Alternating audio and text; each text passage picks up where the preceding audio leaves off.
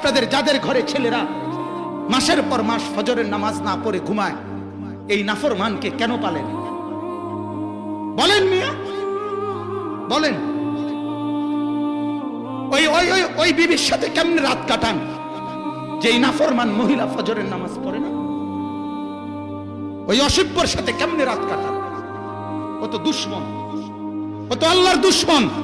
দুশ্মন না? ও রাসূলের দুশ্মন না?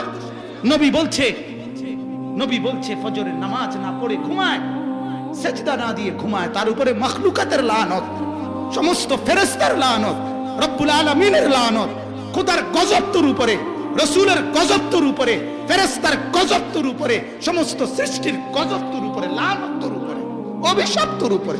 কুত্তা তোরে দেখলে লজ্জা পায়, শুয়োর তোরে দেখলে লজ্জা পায়, মুখ ফিরায় নেয় বেটা। মুসলমান